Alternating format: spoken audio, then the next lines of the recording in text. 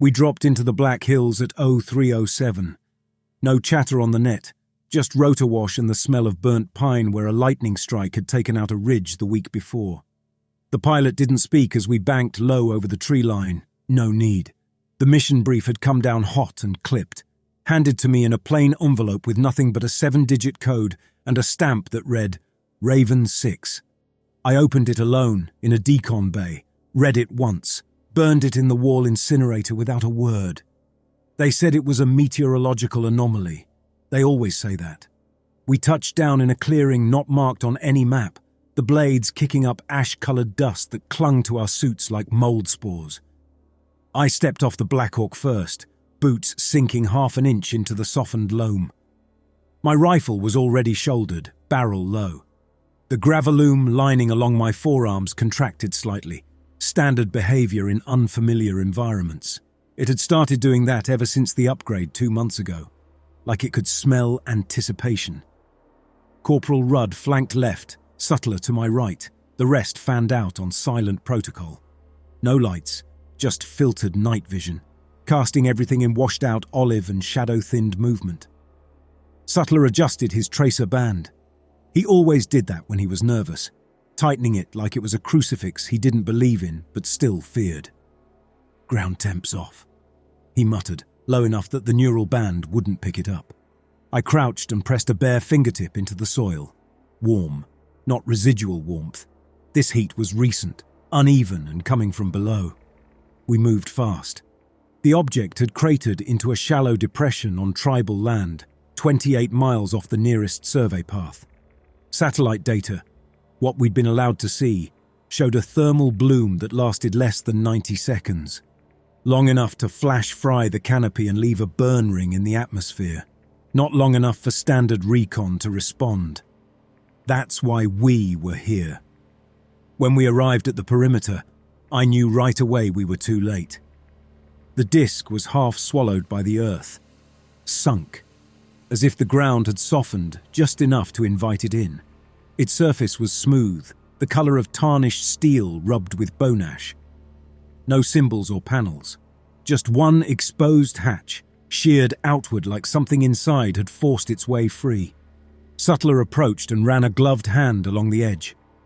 The disk didn't reflect light, it just seemed to absorb everything, colour, shape, context. When his palm brushed the torn seam, a strand of filament snapped off and floated gently into the air, like dust on a still day. I drew my sidearm and clicked safety off. "Don't touch the interior surface again," I said. The inside of the hatch was worse. There were striations along the lip, surgical, spiral, and oddly mathematical. They weren't scratches. They were residue paths, as if a multi-jointed limb had dragged itself out, each joint rotating on a different axis, each one memorizing a different escape route. 3 meters beyond the disk, the soil was gouged. Long, symmetrical trenches paired in fours, stretching in a fan towards the tree line. No tracks, just the kind of deliberate, mechanical absence that meant whatever came out didn't stumble. It planned. Staff Sergeant Darrow knelt by one of the trenches and removed a sample vial from his belt. "Magnetics are twitching," he said. "Compasses are off by 93 degrees, local fields rotating." "Copy," I replied. But my focus was elsewhere. The air wasn't moving, but my earpiece buzzed with static bursts, brief and arrhythmic, like a conversation stripped of language. I tapped the side of my tracer band. My HUD flickered, then stabilized. Squad vitals realigned, no warning flags. Still, I didn't trust it. I circled the disk's perimeter again, slowly. There was no burn radius, just heat and absence and those trenches bleeding away like veins from a severed heart. Rudd called in that the Black Rake drone was up. The feed came in silent. Thermal showed residual heat signatures trailing from the trench mouth, cooling fast. The drone banked right, skimming the tops of trees. Then, black frame. The feed skipped backward, replayed the previous 10 seconds. No new data, just reversal. We watched it repeat twice before the feed cut out entirely. Sutler didn't look up from his tablet. "Could be interference from the disk's EM bleed," he offered. Could be, I said. I pulled the team back to a 20-meter spread. Standard trench-following protocol. Darrow moved up point, Rudd on flank. Sutler stayed close. His role wasn't tactical, but I didn't trust him out of sight. We advanced slowly into the tree line. The transition from clearing to forest was immediate and total. No gradual change in soundscape. Just the sharp crunch of leaf mold under boots and the distant ache of wood adjusting to cold. The trees grew closer together as we moved. Thicker bark, deeper shadows. The kind of terrain that didn't want you there. The gouged trenches continued beneath the undergrowth, carving straight through root systems like a tunneling algorithm. We followed them. 10 minutes in, I smelled copper. Rudd was the first to spot it. A dead deer, split open lengthwise, organs removed with surgical precision. The skin hadn't been cut. It had been peeled, bones intact. Its hooves twitched, but the body was cold, as if it had been drained of whatever made it mammalian and left behind as a decoy. The Gravaloom suit lining across my lower back tensed. I turned in a slow circle. Every team member accounted for. No movement in the trees. Then the tracer band chirped, a brief sync loss flicker. Vitals scrambled for exactly 4 seconds. Sutler's heart rate dropped to 0, then reappeared. Darrow's neural index spiked into the red. Rudd's HUD location showed him directly behind me. He wasn't. The flicker passed. Systems restabilized. No one said anything. We stopped just past a low ridge. Ahead, the trench widened, then disappeared entirely, replaced by a patch of scorched soil that dipped into a shallow basin. At the far edge, something moved. Too fast to see clearly, not on the surface. Under it, a ripple in the dirt, like breath under blankets. I raised my rifle, sighted in, and exhaled slow. There was nothing there, but the soil was warm. I didn't call in the anomaly. I didn't check with command. I just issued the order. Circle hold, no forward movement. The squad obeyed. We'd been together long enough to know the difference between command and instinct. I turned back toward the trench mouth and crouched low. Something in the air tasted off, like wires left too long in water. When I stood, Sutler was staring at the tree line. "I think we passed the trail's end already," he said. I looked down at the soil and saw my own boot print right where I hadn't walked. My boot print was facing the wrong direction. Deeper than it should have been. Heel first, weight shifted as if I'd come out of the trench, not toward it. I stared for a moment longer, then stepped over it without comment. The forest around us was holding its breath. I didn't hear birds, didn't hear wind, but it wasn't silence. It was preoccupation, like the environment itself was listening to something beneath its own skin. "Advance pattern Delta," I ordered quietly. "No comms. Rudd, eyes back." We dropped into formation, tight stagger, gear low, rifles offset to reduce profile. I adjusted the tracer band to hardline feedback mode, rerouting team vitals to analog readout only. No more glitches. If someone flatlined, I'd see it in the color of their skin, not a false 0 on HUD. The trench line reappeared past the basin, carved deep into clay like it had been melted rather than dug. I knelt and touched the edge. It was warm. Not residual anymore, active. The kind of warmth that tells you something living had been here recently and left part of itself behind. The soil had texture, gritty but with occasional smooth deposits like shell fragments pressed into earth. Not stone or bone, something hybrid. Something meant to hold shape, not decay. "Movement left," Darrow whispered. I didn't look up. "Distance?" "No visual," he said, but I heard bark split, like pressure inside. We held. Nothing broke the tree line. But the forest reacted to us now. Groves slightly bowed inward, ferns pressed low like they'd been stepped on from beneath. No trail, no broken branches, just a pattern of impact across the undergrowth, evenly spaced. Something moved without disturbing its surroundings, something that made the world compensate. "Drone," I said. Rudd launched the black rake without ceremony, straight up, no spin. Its feed stuttered once, then leveled. We watched through visor uplink. First pass, thermal sweep, cold. Second pass, IR lens caught anomalies along the trench. Shapes, tall, narrow heat signatures, upright, motionless. They weren't there in visible light, but something had stood there recently. Several somethings, in formation. The drone shifted course and swept ahead, deeper down the trench line. We held our breath. The feed froze, then reversed. 10 seconds of backward footage played frame by frame, revealing a shape just outside the drone's launch timestamp. Pale, multi-jointed, reaching into frame with deliberate slowness, its forelimb coiled, uncoiled, split at the end like fingers wrapped in surgical tubing. The drone's feed cut to black. Playback looped, Sutler said.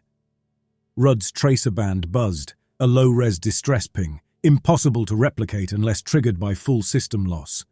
He tapped the unit against his wrist, tried to clear it. The ping kept repeating. 3 short tones. Pause. 3 again. It sounded like someone knocking from inside the band. I gestured forward. The trench narrowed again, climbing slightly uphill, bordered by rock now. Granite slabs veined with mineral seams. Except the seams weren't random. They curled in tight, recursive arcs like the stone had been pressed and folded by something methodical, as if following blueprints no geologist would recognize. That's when we smelled metal and antiseptic. But not like a hospital, more like a locker room after a blood spill. Old disinfectant reacting with open air. Sutler stopped abruptly and pointed to the right. There, beneath a split-rooted elm, lay the remains of a fox. Except it wasn't a fox anymore. Its skin had been drawn backward, inverted over its skull, eyes removed cleanly, ribcage cracked and held open by twigs bent into place like surgical clamps. Its heart had been removed and replaced with a round stone, the same dull metallic color as the disc. The stone was warm. Darrow turned away, vomited into his sleeve. "Autopsy positioning," Sutler murmured. "That's how surgeons open mammals for cardiovascular access, but this is precise, intentional, like it was showing something." We marked the site and logged it to the uplink, only to get a return ping error. Foreign geometry not permitted for archival. I checked the sync. Tried again. Same result. That's when we lost Hitch. He'd been on 6-meter perimeter, sweeping rear arc. 1 moment on position, next, gone. "Hold formation," I said, but I was already moving. We found him 6 minutes later. Or rather, we found where he'd been put. A tree trunk, hollowed along the center, not from rot but from something applied. The interior was polished smooth. Hitch was folded inside. Limbs bent unnaturally, shoulder socket dislocated, knees drawn up under chin. His spine was absent, not cut, removed in one piece. The vertebrae were stacked beside the tree like a child arranging toys, each one marked with an ink-like residue along the bone ridges. On closer inspection, the markings were letters, not any Earth alphabet, but they were written with repetition. Every third vertebra was marked with the same strange character, scrawled like it had been inked directly onto the bone with something burned and wet. I felt my throat tighten. "What the hell is this?" I asked Sutler, but it came out quieter than I meant, like part of me didn't want an answer. He pulled a bioscanner from his side case and ran it along Hitch's thigh. The readout stuttered, then displayed a pulse, active. "He was alive when it started," Sutler whispered. I knelt, took a breath. There was no blood. Whatever did this had replaced hemorrhaging with containment, not for cruelty, for study. Rudd moved to the other side of the tree. His boots crunched something soft. "Jesus," he whispered. I followed. Behind the tree lay Hitch's gear, helmet, tracer band, vest, all arranged neatly in a fan. On top of the vest was a folded square of canvas. His name was written on it in grease pencil. Sutler stepped up beside me, face drawn tight, the color gone from his lips. "I need to tell you something," he said, "and it's going to sound impossible." He looked at Hitch's gear laid out so precisely, then back at the vertebrae. Whatever he'd been holding back cracked. "This wasn't a crash," he said. "That disk, it's not a ship, it's a vector, a delivery system." I stared at him. The Department of Defense's Advanced Aerospace Threat Identification Program recovered 3 similar objects over the last 11 years. 2 of them were intercepted before they breached atmosphere. The third burned up over the Indian Ocean. At least, that's what we told the brass. And what was inside? Something codenamed Vesselcaster, not a creature, not exactly. It's a kind of cognitive infiltrator, bioadaptive, host-dependent. It doesn't invade like a parasite. It learns, adapts, dissects. He knelt by the body, not touching it. It prioritizes human hosts with tactical neural structuring, combat personnel, pilots, medics, people trained to think in roles and orders. It maps the nervous system, catalogs anatomy, mimics vocal cords through subdermal resonance. I've seen post-op files, video footage from the retrieval attempt in 2016. It didn't just wear them, it spoke in their voices. I said nothing, just let him keep going. It doesn't want to destroy us, that would be simpler. What it wants is to learn how we command, how we obey, how our hierarchy works, and then it uses it against us, wearing our structure like armor. He gestured to Hitch's folded body, to the arranged gear, the vertebrae like tagged data. This isn't mutilation, it's reverse engineering, a full debriefing, except the corpse never gets to report back. "It's not a hunter," Sutler said. "It's a student." I stared at Hitch's folded body and said nothing. We buried what was left of Hitch beneath a stacked cairn of dry stone and polymer wrap.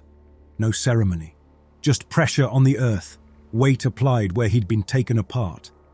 Rudd laid his tracer band on top of the rocks like an offering, then stood back without a word. Sutler asked if I wanted to log the death. I shook my head. The Munin interface still refused to accept timestamps from the trench perimeter. The field log showed our location as blank space. No coordinates, no altitude, no recognizable terrain data. As far as the system was concerned, we weren't on Earth anymore. I cut a canvas square from my jacket and wrote Hitch's name. The letters smeared slightly. My hands had begun to sweat despite the cold. I stitched it inside the flap beneath the others. 16 names now. We pressed on. The trench widened as we moved north, or what compass read as north. The trees grew stranger. Branches hanging at uniform intervals, bark scraped in perfect verticals, like someone had tested the grain with a ruler. Vines grew only on the windward side, even though there was no wind. We were moving down slope when Rudd stopped cold, his rifle halfway raised. He held up 2 fingers, the signal for sound. I paused, listened. In the distance, maybe 20 meters ahead, someone said, "Advance 2, clear right, stack left." My voice. It wasn't a recording. It wasn't the wrong cadence. It had intonation, my habits, my clipped inflection at the end of stack. It was me giving an order I hadn't said. Sutler went pale. That wasn't a playback. We held formation. I scanned every silhouette behind the trees, every hollow between roots, waiting for movement that didn't come. The underbrush had been disturbed, branches snapped waist-high, leaves crushed in the staggered footprint of a fireteam sweep. Then another voice, this time Rudd. "Cole, on you." 2 bodies in heat shade, no movement. But Rudd was beside me. Hadn't spoken, wasn't even breathing heavy. He stared at me with wide, flat eyes. We turned as one and aimed toward the trees, and saw ourselves, not clearly, but fragments, armor that matched our kit, movement that mimicked our pacing, shadows sloping in familiar angles, 4 shapes just out of reach. Human but arranged wrong, shoulders drawn back too far, hips held tight like something balancing inside a borrowed frame. Then they vanished, like someone turned off a projector mid-frame. Rudd exhaled, sharp and shallow. "They're copying formation." "No," I said, "they're rehearsing." We fell back to a defensible bend in the trench.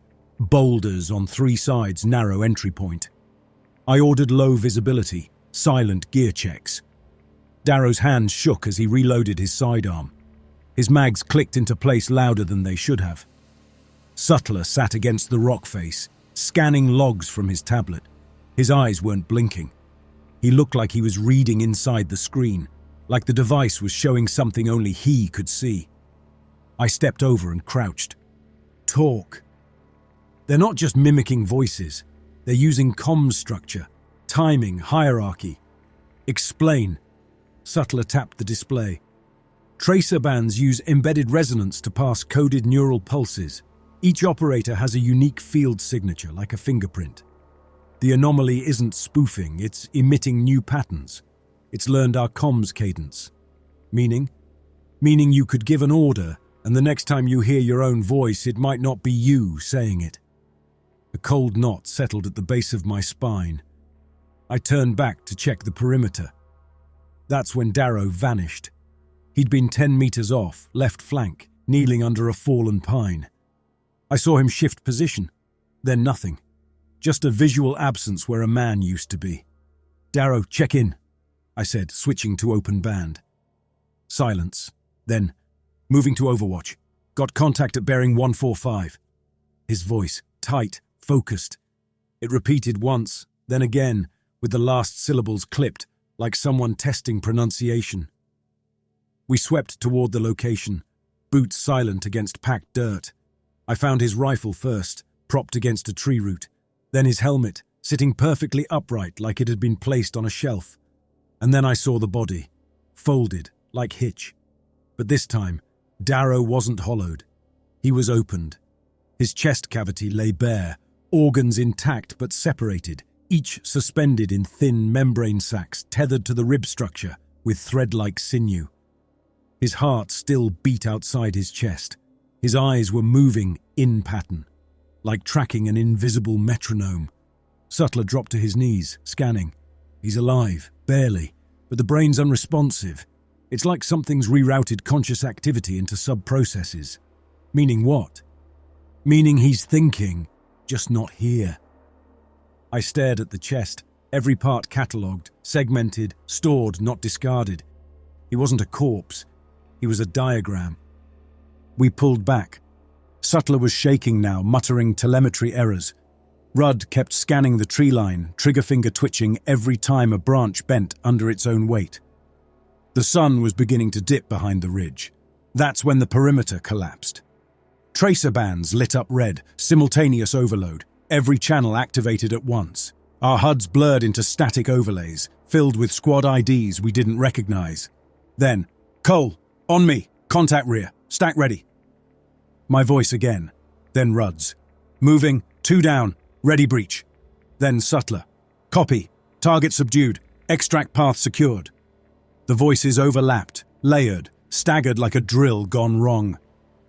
We weren't just hearing ourselves, we were hearing a mirror squad somewhere out there, running op structure, command loops, insertion points. I saw movement ahead, 4 shapes in formation, their gear, height and posture all matched, uncannily precise. One of them walked with Darrow's limp. Another rotated its head too far, too fast, like a frame skipping forward. They didn't advance. They just waited. I raised my rifle and aimed center mass on the lead shape. It moved before I fired, a step to the left, like it knew my trajectory. Then it repeated the same order again. Clear left, I got heatsig at tree line. It smiled, a flash of teeth far too white against the dark. Then it split down the middle, peeling open, vertically, chest to chin, revealing bone struts, thread veins, half-formed vocal cords still vibrating with recorded sound. I opened fire. Rounds hit but didn't land. The shape fell apart like rotted cloth. The others stepped back, slow, synchronized, then disappeared into the trench line. I checked my tracer band again. Sutler's vitals showed 0, but he was standing right beside me, breathing, watching. His eyes were wet. They're not copying us anymore, he said. They're assembling us. I looked down at the forest floor where something small and pale had been left behind. A hand, too soft to be real. No nails, no wrinkles, just skin like pressed clay and a single dog tag embedded in the wrist. Hitch D. The tag was mine. We moved in darkness. Our headlamps were off. Light felt like an invitation now. The deeper we went, the more the forest refused to participate in any natural order. Branches no longer obeyed gravity. Roots grew laterally in parallel sheets, as if drawn by hand. The trench wound like a spine, ribbed with barkless trees that looked more like hollowed limbs than anything meant to stand upright. Sutler hadn't spoken in an hour. Not since we saw the dog tag embedded in that thing's wrist. We were three now, Rudd, Sutler and me. I'd stopped checking the tracer bands. The data was wrong, showing half pings from teammates that no longer had bodies, vitals from coordinates we hadn't reached. The interface had started naming them, brief flashes of names that weren't ours. Each entry time-stamped several minutes ahead of real time. The tags disappeared if you looked directly at them, always replaced by static. There was a wrongness to the ground now, nothing visible, just a fatigue in my boots, a slight resistance with every step like the dirt itself had softened. It didn't sag. It held, as if something beneath was measuring the weight of us and logging every ounce. We reached the mouth of a shallow ravine. It hadn't been there in the earlier scans. The trench fed directly into it. Stone walls sloped like an old irrigation canal, half covered in moss the color of dried blood. Sutler ran a scanner across the edge. No signal. The scanner vibrated once and shut off. The path down was narrow, hemmed in by tall granite slabs on both sides, each marked by thin vertical striations that shimmered slightly in indirect light. Rudd traced one with a finger and recoiled. "It's not rock," he said. "It's fused bone, something shaped over it, like casing." I looked closer. The grooves weren't tool marks, they were impressions. Organic. Each curve was slightly asymmetric, suggesting something living had grown against the stone, held tight, then peeled away in layers. We descended. I didn't give the order aloud, just a hand gesture. No one wanted to speak anymore. The air changed as we dropped into the trench's throat. It grew thick, like the pressure in a compression chamber before seal breach. I could taste metal. Not copper or blood, but that dry metallic bite of old wiring left too long in sun. Brittle insulation and oxidized foil. Sutler slowed his pace and started muttering numbers. I listened closely. He wasn't counting. He was measuring. Rudd stopped walking.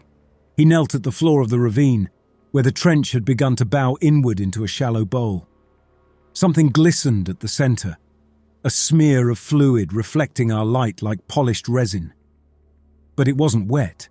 It didn't bead or run. It simply was, clinging to the stone like it had been secreted in layers. We stepped over it. Ahead, the path narrowed again, and then opened. A chamber, natural in shape but not in function. The walls had been smoothed by passage, repeated, symmetrical movement. The smell hit first, disinfectant over decay, like someone had tried to sanitize a morgue that wouldn't stop rotting. My suit constricted around my chest, an automatic response to airborne contaminants. Rudd pointed silently. The floor sloped into a hollow where 6 bodies hung from the ceiling, connected directly to the rock above by thin, fibrous cords that disappeared into cracks. Each body was missing skin. Muscles exposed in full detail, tendons stretched just enough to show orientation without tearing. They were alive, or something like it. Eyes flickered, throats trembled, no sound came out. Their mouths were pried open with a kind of biological scaffolding, flesh-grown clamps that held their jaws extended. Wires ran from tongue to throat to spine. Their ribs had been modified into open fan shapes, framing internal organs like anatomical displays. Then I heard my own voice. "Advance, left flank clear, hold rear," spoken in a dry rasp from one of the hanging bodies. Another followed, Rudd's voice this time clipped and exact. "Target marked, hold angle, check rear corridor." Then Sutler. "I've got movement, 75 meters." Each voice staggered through the mouths in turn, passed between the twitching throats like data through a network. Sutler dropped his gear. He moved towards the bodies slowly, trance-like. "I think they're signal routers," he said. "Neurological junctions. It's using their vocal cords like repeaters." I grabbed his vest, pulled him back. "Don't interface." He didn't resist, just whispered, It's beautiful. It's so precise. It doesn't just replicate hierarchy. It embodies it. It doesn't need language. It uses command like a nervous system. Then he started weeping, tears falling from a dead stare. I approached. The center body opened its eyes and locked on me. It adjusted its posture minutely, shoulder rotated, neck flexed. Then my voice again. Set charges, prep containment. I stared at it. It was issuing my own orders back to me. I turned to Rudd, who was already laying out the demolition line. He hadn't spoken since we entered. His movements were precise, drilled muscle memory from a lifetime of stack formations and timed charges. I looked down. The wire he was holding was fused into his palm, not gripped, grown in. I moved toward him. "Rudd," I said, "drop it." He turned, slow. His face didn't register confusion or fear. "Clear left," he said, then smiled. Not a smile of joy, a smile of recognition. I drew my sidearm, a sound behind me, subtler, shouting, running toward the array of bodies, hands reaching out as if to touch, to understand, to be part of it. I heard him scream as they took him. It wasn't a violent sound. It was surprise, like a man slipping on ice. Then his voice joined the others. I stood alone. The chamber was still. Only the voices remained, repeating, layering, cataloguing. I looked down at the charge. The wire led into the floor, down into the root of whatever this was. I set the timer. It beeped once. Then my voice whispered from behind me. Extraction window closed, mission complete. I turned slowly. One of the bodies had dropped from the ceiling. It stood upright, moved like me, held its rifle the way I did, stock tucked tight, elbow flared. Then it said, in my voice, awaiting final command. The charge was armed. 5 minutes on the clock. Enough time to get clear, if I moved now. I didn't. The chamber watched me. None of them moved. Not the strung bodies, not the imitation of Sutler still twitching against the stone, not the thing wearing my voice. They just hung or stood, arranged like instruments waiting for a cue. My own breath sounded unfamiliar. Too shallow, too mechanical. Rudd's body was gone. Incorporated. His voice ran in loops from the walls, giving formations, clearing corridors, naming threats that didn't exist. The structure of us was still here, alive in some coded rhythm. I crouched beside the detonator and traced the wire, checking the seal. It was sound, but something in me wouldn't press the switch. I turned slowly. The mirror of me was still standing across the chamber, half lit by the low shine of our gear lamps. It had my posture, my stance, my resting grip on the rifle. But it didn't blink, didn't shift weight. It was a frame, not a man. Behind it, the bodies moved, not all at once, but in sequence, as if signaled. One opened its mouth and produced a name. Hitch, then another. Darrow. A third. Sutler. Each name was followed by a pause, as if waiting for acknowledgement. Then the last voice, from the thing in my shape. Cole. It didn't ask a question. It stated a line of entry. The canvas squares inside my coat felt heavier than the gear on my back. I reached into the lining, pulled one loose at random. Darrow's name. Smudged, but still legible. I thought of his hands shaking as he'd reloaded. Thought of the spine stacked like tools beside Hitch.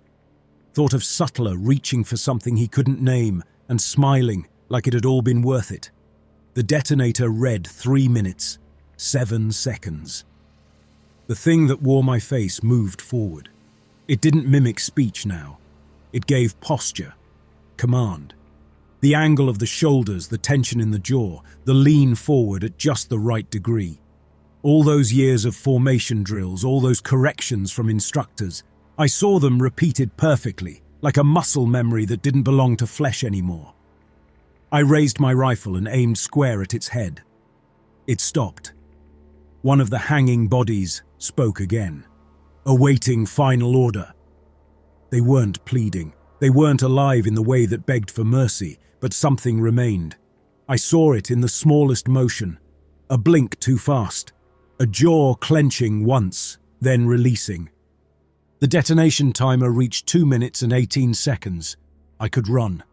The exit slope was behind me. But the thing in my shape would follow. Or worse, stay. Stay and keep issuing orders until it had enough to walk out wearing someone else. And someone would listen. Someone always does. I approached it. It tilted its head, waiting. Up close, the details unraveled. The seams were too clean. The skin was textured but without blemish. No stubble or pore variation, just a visual approximation. You got the stance wrong. I've had a bad knee since Fallujah. I don't lean forward that clean, I said. Its eyes shifted, not in understanding, just to log the correction. I shot it in the face. It fell backward without resistance. The head cracked along a seam and peeled inward, revealing nothing but coiled tissue and an empty cavity, waiting to be filled. The bodies screamed then. A full second of sound, layered in overlapping voice patterns. Names, orders, static, and then silence. I walked back to the detonator. 1 minute and 34 seconds left. I knelt, pulled another canvas square from my coat and laid it beside the charge. It was blank. I took out the grease pencil, hand steadier than I expected, and wrote one name, Cole R. I pressed the final switch. The walls were beginning to tremble, the whole structure shifting downward like a lung collapsing under its own weight. I holstered my sidearm and waited. The timer ticked to 0, and the sound came. They came in low, riding the morning fog in a double-rotor transport retrofitted for black site retrieval. No insignia or unit tags. Just dull matte plating and a tail number that didn't match any registered aircraft. The blast crater lay quiet beneath them. Cold soil, split trees, no flame. The slope of the earth had collapsed inward, like the explosion hadn't discharged force, but withdrawn it, pulled the hillside down into itself, folding root and rock and gear into a single cauterized depression. Recovery protocol dictated a 2-man sweep before deployment. Sergeant Latimer and Specialist Kearns went down with respirators and hardened suits. The air was still. Whatever had moved through here, whatever had screamed or spoken or bled was gone. They found no bodies, no limbs, not even a helmet. The charge had been thermal core with directional blast shaping. By design, it should have left something. Teeth, bone dust, anything. Instead, they found a square of stitched canvas. It lay at the center of the crater, undamaged. Soil around it was scorched in a tight ring like it had been protected by some unseen radius. The fabric itself was standard issue, a torn corner from a Delta field jacket. The threads still held traces of blood and ash. Old stitching lined the edges, names faintly legible. Except for the most recent one. Centered, clean, written in grease pencil. Cole R. Kearns said nothing, just bagged it and radioed for a secured uplink. Latimer crouched a few feet away, scanning the crater with thermal optics. No signatures, no trace of life. But when they pulled the mission log back at Site Command, something flagged. Tracer bands transmit automatically into encrypted DoD data trees. Location, vitals, command signals. Most transmissions had gone dead when the blast hit. Cole's had flatlined exactly as expected, but 62 minutes later, a second entry appeared. A line of signal text from his neural band, auto-logged. Mission continues. Cole out.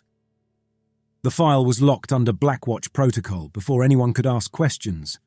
The canvas square was logged into evidence, tagged, sealed, and moved into deep vault storage. 6 floors below ground, inside a concrete drawer labelled Non-Bio, Pending. In the weeks that followed, wildlife surveyors reported symmetrical gouges appearing in the hillsides, too uniform for erosion, too deep for animal prints. Game wardens found carcasses arranged in formation across dry riverbeds, organs intact but repositioned. Locals said the radios along Route 44 sometimes crackled at dawn, just before the sun broke the ridge, short bursts of static clipped into something that sounded like orders. Delta never returned, but something, was still running ops.